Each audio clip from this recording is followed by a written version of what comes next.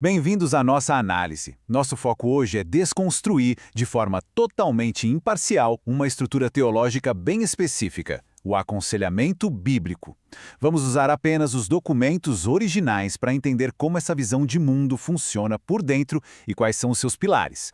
Olha só, quando a gente passa por lutas emocionais e mentais, a busca por direção é uma necessidade humana muito básica, né? Diante da ansiedade ou da confusão, a gente procura respostas concretas. E é exatamente essa necessidade que a estrutura do aconselhamento bíblico tenta responder, partindo de uma perspectiva teológica bem rigorosa que diz ser um único mapa necessário para a mente humana. Hoje, vamos mapear esse material em 4 etapas rápidas. Primeiro, o princípio da suficiência. Segundo, as abordagens incorretas. Depois, a evidência bíblica. E, por fim, a rejeição do conhecimento secular. Vamos começar pela parte 1, o princípio da suficiência. Para entender a base de tudo isso, a gente precisa olhar para a Confissão de Fé de Westminster. O argumento aqui é super direto.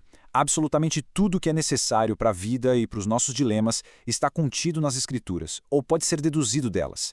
Essa é a regra inegociável do sistema.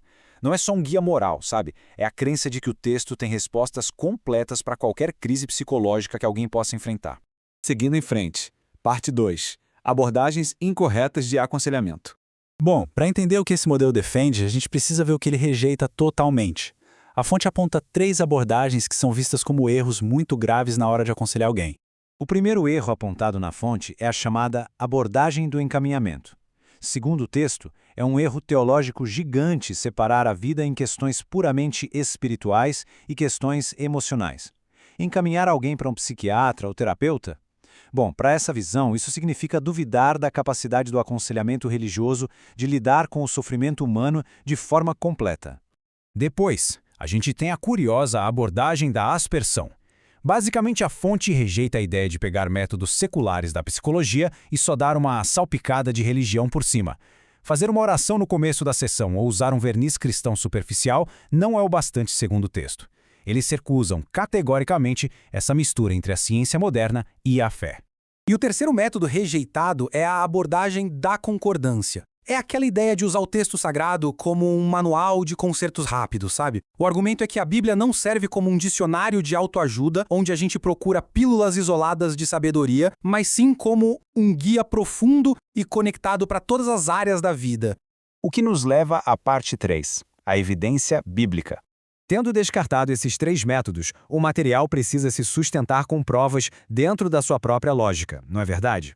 Então, a fonte oferece evidências textuais bem específicas para justificar por que eles reivindicam essa exclusividade total sobre a mente e as emoções. A âncora de todo esse argumento está no Salmo 19, versículo 7. A ideia central de uma lei que é inteiramente perfeita virá a espinha dorsal de tudo aqui. É a partir dessa perfeição que o resto do sistema inteiro se justifica. E aqui a coisa fica muito interessante na parte da linguagem. A fonte interpreta a palavra original em hebraico para perfeita com o sentido estrito de exaustiva. Ou seja, o texto não seria apenas livre de erros, mas absolutamente completo. O raciocínio é simples, não falta nada. E se não está no texto, então é considerado desnecessário para curar a mente humana.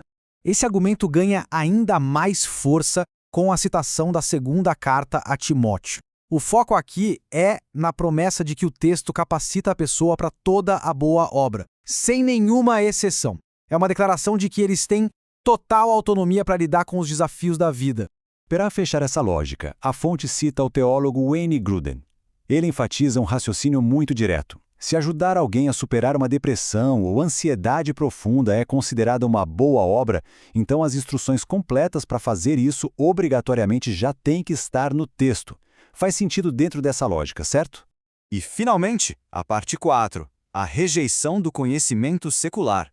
É exatamente aqui que toda aquela teoria aterrissa na prática. Citando Vincent Young, o material afirma de forma muito clara que disciplinas como psicologia, psiquiatria e sociologia não são só desnecessárias, elas são categorizadas como indesejáveis. Para eles, colocar conceitos puramente humanos no meio disso corrompe a ferramenta divina.